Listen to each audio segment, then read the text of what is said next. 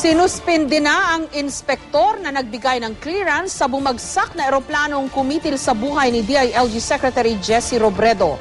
Palaisipan naman sa Civil Aviation Authority of the Philippines o CAAP kung paano pumasa sa inspeksyon ang naturang eroplano, gayong hindi pala ito pasado sa safety requirements. Masama naman ang loob ng asawa at kaanak ni Captain Jessup Bahinting sa kinalabasan ng investigasyon ng CAAP. Nagbabalik si Chino Gaston. Dating Pangulong Ramon Magsaysay, dating VBOX Director Raimundo Punongbayan at DILG Secretary Jesse Robredo. Ilan lang sila sa mga pinuno ng bansa na namatay dahil sa aksidenteng panghimpapawid. Sa datos na nakalap ng GMA News Research, hindi bababa sa 240 ang nasawi sa mga aksidenteng panghimpapawid sa bansa mula taong 2000 hanggang sa kasulukuyan. Ngayong taon, aabot sa 17 ang mga aksidente sa himpapawid kung saan 6 ang nasawi. Itinuturing ding deadliest plane crash accident sa taong ito ang nangyari kay DILG Secretary Jesse Robredo. Pinakamaraming naitalang aksidente noong 2007 na umabot sa 24. Habang pinakamataas ang bilang ng mga nasawi noong 2000 na pumalo sa mahigit 100. Wala namang nai-report na namatay noong 2002, ang kaparehong taong nagtala ng pinakamababang bilang ng mga aksidente. Iba't ibang espekulasyon ang lumalabas kaugnay sa dahilan ng mga aksidente. Sa kaso ni Robredo, lumabas ang mga balitang tila may mafia di umano sa loob ng CAAP na kasabwat daw ng mga aeronautics companies. Ayon kay CAAP Deputy Director General John Andrews, palaisipan din sa kanila kung paanong nakalusot at nabigyan ng clearance ng mga tiwaling inspektor at tauhan ng CAAP ang mga aeroplano kahit hindi pasado sa safety requirements ng ahensya. When corruption, takes two to tango, you have the giver and the taker. If we catch anyone, even suspected of not going the straight and narrow, as we have said we would do, they would be dealt with accordingly. Sa investigasyon ng CAAP na inanunsyo mismo ni Pangulong Aquino, lumabas na bukod sa pagkakamali raw ni Captain Jessup Bahinting, tila may problema din sa maintenance ng eroplano dahil ipinasa umano ito ng CAAP Inspector na si Fernando Abalos kahit hindi pasado sa safety standards. Inilagay na sa preventive suspension ng CAAP si Abalos.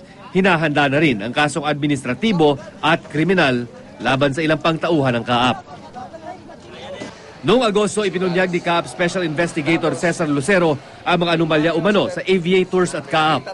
Isa si Lucero sa mga nag-imbestiga sa plane crash ng kalihim.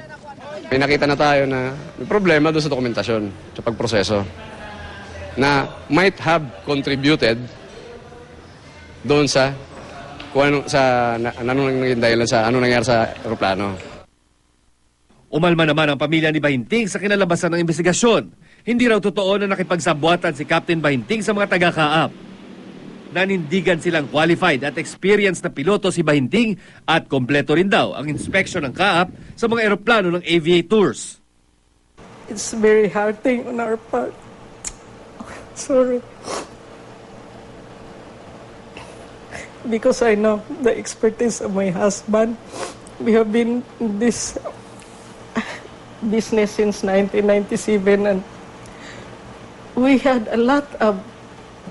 produce a lot of pilots. Dinipensahan niya rin ang kanyang asawa. It was wise to have that decision to land, to have an emergency landing in Masbate because that's the nearest place. The nearest airport where he can land is easily and that's the sure. At bagaman ipinapaubayan niya na sa mga investigador ang kaso, hindi naman niya maiwasang magtaka sa ilang bagay. I could not believe that because Masbate is on the left. How can he turn the engine to the right when he is approaching Masbate which is on his left? Sa ngayon nakatenga ang may 20 eroplano na pagmamay-ari ng kumpanya habang ino-audit ng CAAP.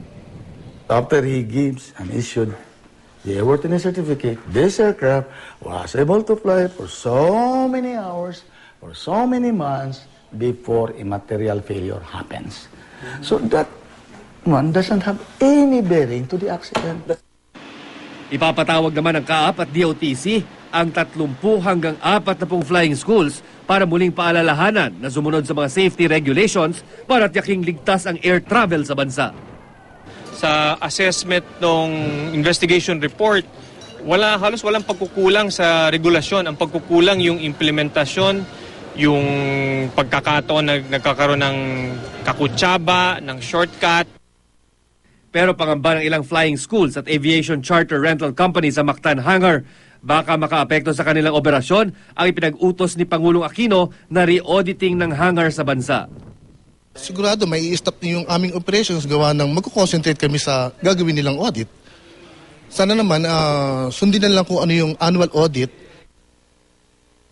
Ang mga problema sa safety regulations at pagpapatupad nito katambal ng kakulangan ng mga kagamitang ayon sa International Safety Standards ng US Federal Aviation Administration ang naging dahilan sa pagbaba ng safety status ng Pilipinas sa Category 2 mula Category 1. At hindi lamang mga organisasyon gaya ng FAA ang nagpapatibay na tila may problema sa tamang pag-monitor ng kaligtasan ng mga eroplanong lumilipad sa bansa. Chino Gaston, GMA News.